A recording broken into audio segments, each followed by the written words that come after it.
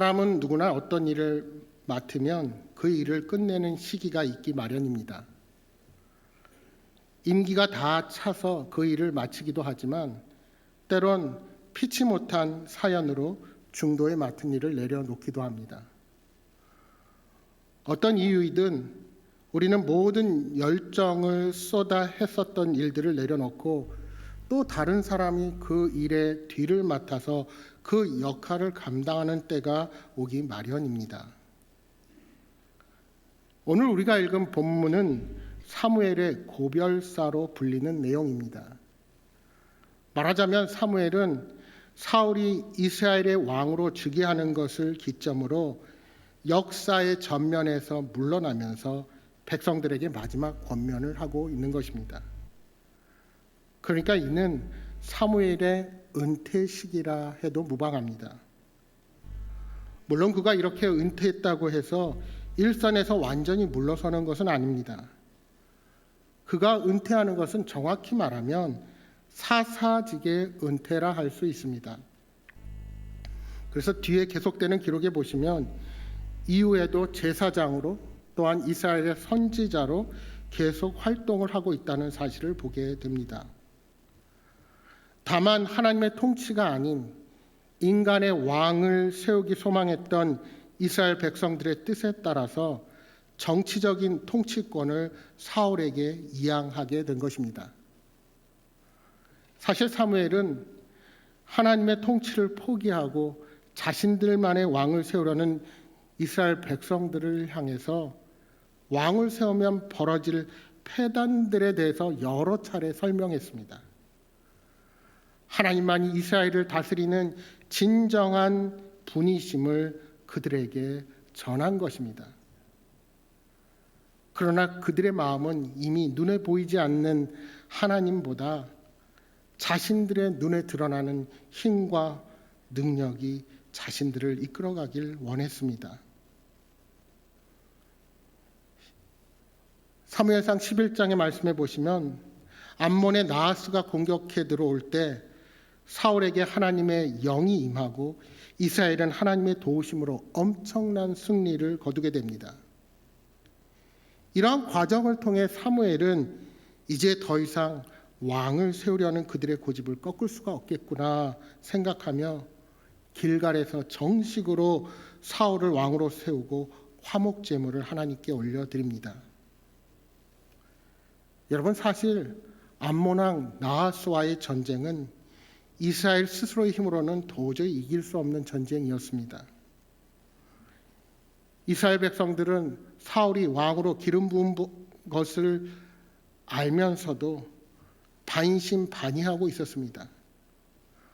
그들은 암몬이 도전에 들어올 때 두려움에 떨고 있었습니다. 개중에는 사울이 어떻게 우리를 구원하겠느냐 하고 비웃는 세력들도 있었습니다. 암몬이 쳐들어왔던 전령도 사울 왕이 직접 들은 것이 아니라 그는 밭에서 일을 마치고 집으로 돌아오다가 이미 소식을 들은 백성들이 슬피 울며 통곡치는 소리를 듣고 알게 되었다는 사실입니다. 그러니까 사울은 사실 기름 부음을 받았지만 초라한 명목만 왕에 불과했습니다. 그런데 그러한 나약하고 믿음 없는 이스라엘 백성을 하나님은 사랑하시고 온전한 승리를 주십니다. 여러분, 한 번도 싸워보지 않는 사울이 어떻게 암몬과의 전쟁에서 이길 수가 있었겠습니까? 사울은 하나님의 영에 감동되어 전쟁에 임한 것입니다. 여러분, 어제 새벽의 본문인 사무엘상 11장 7절의 말씀을 다시 볼까요? 11장 7절 말씀 우리 한번 한 목소리로 읽어보도록 하겠습니다. 424면입니다. 11장 7절 같이 읽겠습니다. 한 결의의 소를 잡아 각을 뜨고 전령들의 손으로 그것을 이스라엘 모든 지역에 두루 보내어 이르되 누구든지 나와서 사울과 사무엘을 따르지 아니하면 그의 소들도 이와 같이 하리라 하였더니 여호와의 두려움이 백성에게 임하매 그들이 한 사람같이 나온지라. 아멘. 여러분 여기 보시면 나와 함께하지 않으면이 아닙니다. 사울과 사무엘을 따르지 아니하면입니다. 그리고 여호와의 두려움이 백성에게 임하여 모두가 용기를 가지고 담대하게 전쟁에 임하게 된 것입니다. 그러니까 분명 암몬과의 싸움은 하나님께서 일하신 것입니다. 그래서 대승을 거두게 된 것이지요. 하지만 이렇게 하나님께서 일하시는 사실을 확신시켰음에도 불구하고 백성들은 사울의 승리로만 이해한다는 것입니다. 그래서 그들은 시키지도 않았는데 전쟁의 승리 후에 사울의 지도력을 비웃는 세력을 색출해서 죽이고자 하지요. 그때 사울이 그들을 말리며 이렇게 말합니다. 여호와께서 오늘 이스라엘 중에 구원을 베푸셨음이니라. 결국 사울도 알고 있었습니다. 자신의 힘으로 이스라엘을 이끌어갈 수 없다는 것을 말입니다. 자신의 능력이 아닌 하나님의 영이 승리를 가져오겠다는 사실을 그는 분명히 고백한 것입니다. 하지만 이미 이스라엘 백성들은 하나님의 일하심보다 자신들 앞에 서 있는 사울을 의지하게 된 것입니다. 여러분, 사람들은 자신이 보고 싶은 것만 보고 듣고 싶은 것만 듣는 경향이 있습니다. 오늘날은 더더욱 심합니다. 여러분이 유튜브 상에서 맨날 듣는 것, 보고 싶은 것만 보고 듣고 싶은 것만 듣지 않습니까? 유튜브의 원리 자체가 알고리즘으로 내가 좋아하는 것만 연속해서 보여줍니다. 여러분 절대로 유튜브만 보고 그것이 세상의 진실인 양 착각하지 마십시오. 그 시간에 하나님의 말씀을 통해서 오히려 세상을 꿰뚫어 볼 수 있는 믿음의 사람들로 변화되기를 소망합니다. 인간이라는 존재가 얼마나 심각한 죄의 존재인지 생각하는 대로 바라는 대로만 그렇게 생각하고 고집을 부립니다. 절대로 말로 설득할 수 없다는 것을 우리는 이 사무엘 상의 말씀을 통해서 보게 되는 것입니다. 이런 모든 과정을 지켜본 사무엘이기에 더 이상은 안 되겠구나 생각하며 길갈에서 사울의 왕권을 공식적으로 선포하고 자신은 역사의 무대에서 퇴장할 준비를 하는 것입니다. 오늘 본문에 보시면 먼저 사무엘은 이 자리에서 그동안 자신이 살아온 모습에 대해 검증하고 인정받기를 원합니다. 누구에게 검증을 원합니까? 먼저는 하나님 앞에서, 그리고 두 번째는 기름 부음을 받은 왕, 자신의 뒤를 이어 이스라엘을 이끌어갈 사울 앞에서 검증을 원합니다. 그리고 마지막으로 하나님을 바라보지 못하고 고집부리며 사울에게만 잔뜩 기대하는 이스라엘 백성입니다. 사무엘이 무엇을 묻습니까? 내가 소를 빼앗은 적이 있느냐? 나귀를 빼앗은 적이 있느냐? 누구를 속였느냐? 누구를 압제하였느냐? 내 눈을 흐리게 하는 뇌물을 누구의 손에서 받았느냐? 그러자 백성들은 이구동성으로 사무엘의 깨끗함을 인정합니다. 사무엘이 사는 날 동안 하나님과 온 백성 앞에서 부정한 일을 저지르지 않았다는 것을 선언하는 것입니다. 그렇습니다. 그는 평생 한순간도 백성 위에 군림하려 한 적이 없는 지도자였습니다.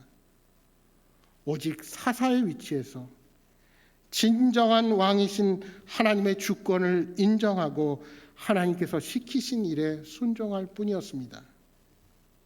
이는 하나님도 백성들도 다 인정하는 바였습니다. 사랑하는 여러분, 저와 여러분이 훗날 이러한 고백을 할 수 있기를 바랍니다. 일평생 하나님 앞에서 충성을 다하고 노년에 하나님과 사람들 앞에서 이렇게 사무엘처럼 고백할 수 있기를 소망합니다. 부끄러움과 후회를 남기는 삶이 아니라 뿌듯함과 기쁨으로 우리의 삶을 마감할 수 있다면 그보다 더 아름다운 인생이 어디에 있겠습니까? 그렇다면 사무엘이 백성들에게 남기기 원하는 가장 중요한 메시지가 무엇이었을까요? 사무엘은 자신이 마지막 권면을 하는 순간까지도 백성들이 하나님의 다스리심에 만족하지 못해서 기어이 왕정을 세운 것에 대해서 여전히 불편한 마음을 가지고 있었습니다. 그는 백성에게 하나님께서 얼마나 신실한 왕이신지를 다시 상기시킵니다. 이제 물러나야 할 사람으로서 백성들을 향한 긴박하고 절박한 마음이 얼마나 컸을까요? 그래서 그는 모세 이야기를 먼저 합니다. 출애굽의 사건을 상기시키는 것입니다. 야곱의 아들 요셉이 미디안 상인들에게 팔려 애굽으로 끌려 내려갈 때만 해도 그가 꾸었던 꿈이 현실로 일어나게 될 줄은 상상도 하지 못했습니다. 그런데 자신을 팔아넘긴 형들이 애굽의 식량을 구하러 와서 총리 대신이 된 자신 앞에 무릎을 조아렸을 때 그는 비로소 가족과 민족을 구원코자 하시는 하나님의 뜻을 볼 수가 있게 된 것입니다. 그런데 오늘 본문 9절에 뭐라고 말씀합니까? 그들이 그들의 하나님 여호와를 잊은지라. 그들을 사랑하셔서 가장 선한 것을 예비하시고 은혜를 부어주시는 하나님을 그들이 출애굽 사건을 통해서 경험하고도 금방 잊어버리고 이방신을 섬겼습니다. 하나님께서는 약속의 땅 가나안 땅에 들어와서 하나님을 잊고 우상을 섬긴 이스라엘을 이방 민족의 손에 넘기셔서 고통을 당하게 하십니다. 불순종에 대한 연단과 심판을 거듭 그들에게 내리신 것입니다. 하지만 하나님은 이스라엘이 괴로운 가운데 부르짖을 때마다 사사들을 보내셔서 그들을 구원해 주셨습니다. 오늘 우리가 읽은 본문 11절에 보시면 네 사람의 사사가 등장합니다. 여러분 11절 말씀을 한번 다시 보십시오. 여호와께서 여룻바알과 베단과 입다와 나 사무엘을 보내사 너희를 너희 사방 원수의 손에서 건져내사 너희에게 안전하게 살게 하셨거늘. 여기 가장 먼저 나오는 여룻바알은 사사 기드온의 별명입니다. 이 여룻이란 말은 대항하여 싸웠다라는 뜻으로 여룻바알은 바알에 대항하여 싸웠다. 그래서 여룻바알입니다. 기드온이 아버지의 집에 있던 바알과 아세라 신상을 깨어 부수고 무너뜨립니다. 그래서 기드온은 큰 용사라는 이름을 얻습니다. 그리고 기드온과 함께 했던 특공대를 기드온의 300용사라고 부릅니다. 그런데 여러분, 본디 기드온의 모습은 그렇게 용맹하지 않았습니다. 이스라엘이 미디안에게 7년간 극심한 압제 가운데 있을 때 하나님께서 기드온을 부르시는데 그때 기드온이 하나님의 부르심 앞에 어디 있었습니까? 그는 포도주 틀에 숨어 있었습니다. 그는 사방이 가로막힌 좁은 공간에서 몰래 밀타작을 하고 있었습니다. 얼마나 우스꽝스러운 모습입니까? 마치 사울 왕이 왕으로 뽑힐 때 자신이 이 일을 잘 감당할 수 있을지 걱정하며 진보다리 사이에 숨어 있었던 것과 마찬가지입니다. 그런 그때 하나님께서 나타나셔서 큰 용사여 하고 부르십니다. 여러분 참으로 아이러니한 말이 아닙니까? 어찌 보면 반어법으로 보입니다. 어떻게 두려워서 숨는 자에게 큰 용사라고 말씀하십니까? 결국은 하나님이 기드온을 그렇게 큰 용사로 만들겠다는 말입니다. 기드온이 300명만 데리고 미디안 군대와 싸우는 과정도 결국은 자신의 힘으로 싸워서 이겼다고 할까봐 하나님께서 군사를 줄이고 그래서 싸우게 하신 것입니다. 여러분, 기드온의 300용사는 우리가 보통 알고 있는 공수 특전단이나 해군 UDT처럼 특수한 목적으로 훈련된 군인이 아닙니다. 그저 어쩔 수 없이 등 떠밀린 군사들일 뿐입니다. 그럼에도 불구하고 그들이 중요한 이유가 있습니다. 그들은 자신의 전투 능력을 나타내는 자들이 아니라 하나님이 누구이신지를 알게 하고 하나님의 전능하심을 드러내는 자들이기 때문입니다. 그러니까 이 전쟁은 이스라엘이 자신들의 힘으로 하는 전쟁이 아니라 하나님께서 벌이시는 거룩한 전쟁, 하나님이 직접 싸우시는 전쟁이라는 것을 모두에게 알게 하시는 겁니다. 11절에 나오는 두 번째 인물은 베단입니다. 여러분, 베단이 누구지? 그렇게 생각하실 것입니다. 70인역 성경에 보시면 베단은 바락으로 나와 있습니다. 당시에 드보라라는 여선지자가 통치하던 시대입니다. 그리고 바락의 지위는 지금으로 말하면 국방장관과 같다 할 수 있습니다. 당시 우상 숭배로 하나님의 진노를 산 이스라엘은 가나안 왕 야빈에게 20년간 압제를 당하고 있었습니다.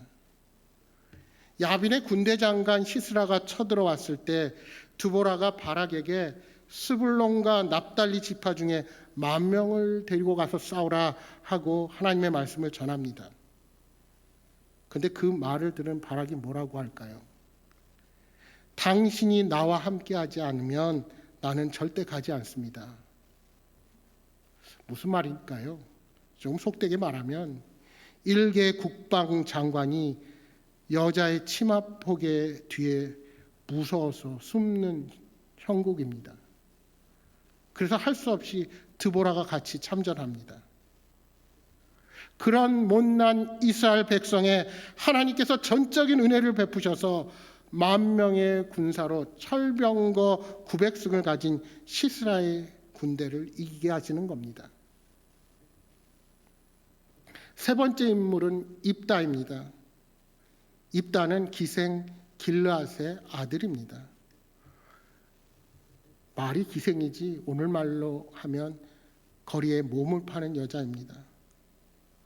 그러니까 입다는 흙수저 중에 흙수저요. 아무런 스펙도 없고 아버지가 누군지도 모르는 혈통도 인정받지 못하는 그런 비주류였습니다. 그런데 하나님은 입다를 통해서 이스라엘의 한 시대를 구원하십니다. 마지막 네 번째 인물이 바로 지금 이스라엘에게 마지막 권면을 하는 사무엘 선지자입니다. 여러분, 우리가 지금까지 사무엘상 10장까지 오면서 느낀 사무엘은 어떤 사람이었습니까?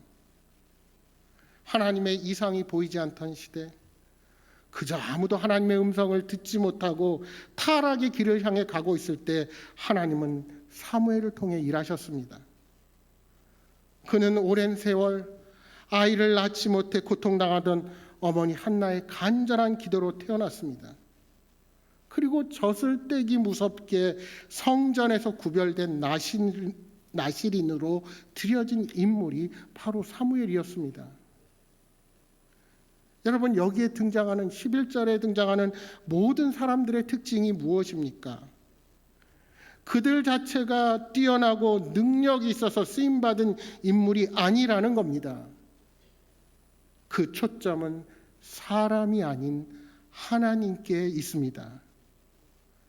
하나님께서 친히 이 연약한 자들을 통하여 어둠의 역사를 걷어내시고 구원으로 인도하셨음을 강조하고 있는 것입니다. 우리가 새로운 항전직 일꾼을 뽑는 것도 마찬가지입니다. 그 초점은 사람이 아니라 하나님과 함께 하는 것입니다. 그 사람의 능력이 아닌 하나님과 함께하는 것에 있다는 사실을 명심하시기 바랍니다. 그렇다면 사무엘이 지도자로서의 임무를 마치면서 왜 이 이야기를 하고 있는 겁니까? 지금 눈에 보이는 그럴듯한 한 왕을 찾는 이스라엘 백성들에게 사무엘은 경종을 울리고 있는 것입니다. 암몬 왕 나하스가 쳐들어와서 물리치는 과정을 객관적으로 생각해 보십시오. 사울이 능력이 있어서 싸움에서 이겼습니까? 아닙니다. 하나님의 영이 사울과 함께할 때 그 역사로 말미암아 큰 승리를 얻게 된 것입니다. 그러니까 암몬과의 전쟁을 통하여 하나님이 주신 메시지는 이스라엘의 진정한 왕은 하나님이시라는 사실입니다. 그런데도 아직도 왕이 필요하냐고 사무엘은 백성들에게 또 한 번 되묻고 있는 것입니다. 본문 13절을 한번 다시 보십시오. 이제 너희가 구한 왕, 너희가 택한 왕을 보라. 여호와께서 너희 위에 왕을 세우셨느니라. 분명 하나님께 화목제를 드리고 즉위식을 올렸습니다. 그럼에도 불구하고 뭐라고 말합니까? 사무엘이 일부러 너희가 구한 왕, 너희가 택한 왕이라는 표현을 쓰고 있는 것입니다. 하나님께서 왕을 세우시고 싶어서 세우신 것이 아니라 마지못해서 소원을 들어주셨다는 겁니다. 여러분, 우리가 인생을 살아오면서 내가 바라고 간절히 소망하는 기도의 제목을 하나님께서 들어주셨다고 무조건 내가 원하는 것이 하나님의 뜻에 합당해서 들어주셨다고 착각해서는 안 됩니다. 하나님은 때로는 하나님의 뜻에 부합하지 않더라도 당신의 백성들의 요구를 들어주실 때가 있으십니다. 그러나 그러한 기도를 들어주시는 만큼 우리에게도 놓치지 말아야 할 책임이 있다는 사실을 결코 잊어서는 안 됩니다. 오늘 본문 12절에 보시면 너희 하나님 여호와께서 너희의 왕이 되심에도 불구하고 우리를 다스릴 왕이 있어야겠다고 그들이 말했다는 사실을 분명히 압니다. 여호와께서 너희의 왕이 되심에도 불구하고 왕을 구했다. 그러니까 하나님은 이미 그들을 친히 다스리고 계셨지만 그들이 왕에 대한 고집을 버리지 못하고 그 뜻을 관철하고자 한 것입니다. 따라서 이제 이스라엘 백성들이 원했던 왕정의 성공 여부는 왕과 백성의 순종 여부에 달려 있습니다. 여러분, 마지막에 14절 15절을 다시 한번 읽어보겠습니다. 우리 14절 15절 우리 두 절 천천히 같이 읽겠습니다. 너희가 만일 여호와를 경외하여 그를 섬기며 그의 목소리를 듣고 여호와의 명령을 거역하지 아니하며 또 너희와 너희를 다스리는 왕이 너희의 하나님 여호와를 따르면 좋겠지만은 너희가 만일 여호와의 목소리를 듣지 아니하고 여호와의 명령을 거역하면 여호와의 손이 너희의 조상들을 치신 것 같이 너희를 치실 것이라. 아멘. 이스라엘이 왕을 구한 것은 하나님의 뜻에 어긋난 것이었지만 하나님은 그렇게 세워진 왕이라 할지라도 하나님의 대리자로서 하나님의 뜻과 율법에 따라 백성을 다스리기를 바라셨습니다. 다시 말하면 잘못된 동기에서 시작된 왕정제도이지만 이방의 나라와는 달리 하나님을 의지하는 나라가 되기를 원했던 것입니다. 그런데 만약 그들이 하나님을 완전히 버린다면 그들은 이전과 똑같이 이방 민족에게 압제를 당하게 될 것입니다. 그들의 조상들이 경험했듯이 하나님의 진노가 그들에게 임하게 될 것을 엄히 경고한 것입니다.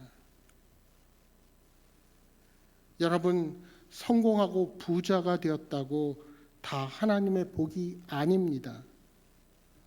그것이 세상 방법에 따른 결과라면 그것은 궁극적으로 하나님이 주신 복이라 할 수 없습니다.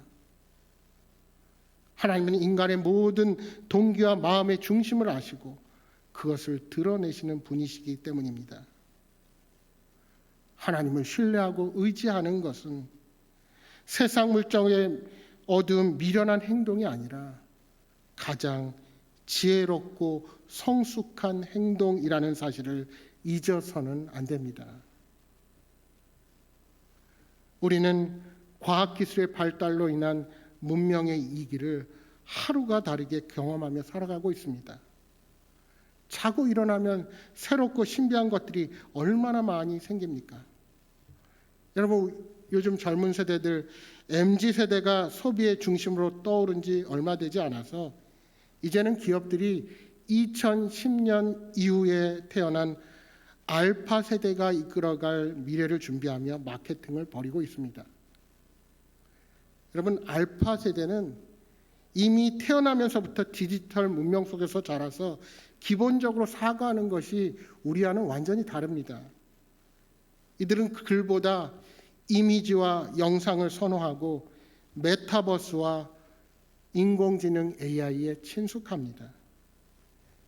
여러분, 요즘 몇 주 동안 뉴스에 등장하는 게 뭡니까? 챗 GPT가 등장하자 구글도 긴장하고 각 나라의 기업들이 긴장하고 각 정부들도 긴장하고 이것이 가져올 여파로 전전긍긍합니다. 이제 우리의 직업이 다 사라질지도 몰라요. 점점 더 사람이 하는 것을 AI가 하게 되기 때문입니다. 그러나 알파 세대는 어쩌면 그것을 당연하게 생각하고 거기에 맞춰서 사고하고 있을지도 모릅니다. 여러분, 요즘 젊은 세대들은 굳이 은행을 방문하지 않고도 모든 금융 업무가 가능하고 종이돈도 거의 쓰지 않습니다. 그래서 제가 우리 딸이 나갈 때 야, 그래도 10,000원짜리 하나는 꼭 챙겨가라 이렇게 말합니다. 오죽하면 이제 재래시장의 상인들이 1,000원짜리 호떡을 팔기 위해서 계좌번호를 가지고 인터넷 뱅킹을 해야 우리 젊은 세대 아이들에게 1,000원짜리 호떡을 팔 수 있습니다. 그래서 이들은 무엇보다도 분명하고 명확한 것을 좋아합니다. 나이가 많다고 힘으로 권위로 말을 막고 비논리적으로 아이들을 가르치려고 든다면 꼰대라고 부르면 멀리하게 됩니다. 여러분, 이런 세대들에게 어떻게 복음을 전하시겠습니까? 그래서 이제는 정말 우리의 삶으로 말할 수 있어야 합니다. 진정 우리가 지금 누리고 있는 것, 내가 살아온 모든 환경이 하나님의 일하심의 결과인지 아니면 돈과 명예와 권력 때문에 가능했는지 우리는 삶으로 말할 수 있어야 합니다. 겉으로는 예배 잘 드리고 하나님을 잘 섬겨야 한다고 아이들에게 말하면서도 그 무게중심이 하나님이 아닌 세상을 향해 있다면 우리의 자녀들이 우리들의 모습 속에서 살아계신 하나님을 발견하지 못할 것입니다. 마치 사무엘 시대에 하나님이 왕이 되심에도 불구하고 우리를 다스릴 왕이 있어야겠다고 고집을 피운 것처럼 혹시 여러분도 세상에 포기하지 못하고 여러분의 뜻대로 살면서 말로만 하나님을 사랑한다고 하지는 않는지 우리 자신을 깊이 돌아보아야 합니다. 많은 사람들이 세상에서 고난 없이 안락하게 살고 싶어하고 그것을 최고의 가치로 여기며 삽니다. 그러니 요즘 어린이들도 장래 꿈이 뭐냐 그래 물으면 건물주라고 당당하게 이야기합니다. 하지만 성도는 어떠한 경우에도 하나님을 인생의 주인으로 모시고 말씀에 순종하여 사는 것이 최고의 가치라는 사실을 전할 수 있어야 합니다. 하나님은 우리를 늘 변함없는 사랑으로 이끌어 주십니다. 문제는 우리 자신입니다. 하나님의 은혜 안에 살면서도 하나님보다 세상에 관심을 둘 때가 너무나도 많이 있습니다. 여러분의 하루의 삶을 한번 돌아보십시오. 여러분 정말 하나님이 내 삶의 주인이라면 여러분이 쓰는 시간과 돈과 내가 가치 있게 생각하는 것들을 하나님을 위해서 쓰고 계십니까? 온통 나만을 위해서 쓰고 계십니까? 나는 바쁘다는 핑계로 내 뜻대로 내 마음대로 그렇게 행하다가 이 일이 잘 안 되면 그때서야 하나님을 찾으십니까? 사랑하는 여러분, 세상의 그 무엇보다 왕이신 하나님이 내 삶의 우선순위가 되고 진정으로 우리의 삶을 주님께 맡겨드리는 여러분 모두가 되시기를 소망합니다. 그 믿음으로 주어진 자리가 어디이든지 항상 주님과 함께 거하는 여러분 모두가 되시기를 주님의 이름으로 축복합니다.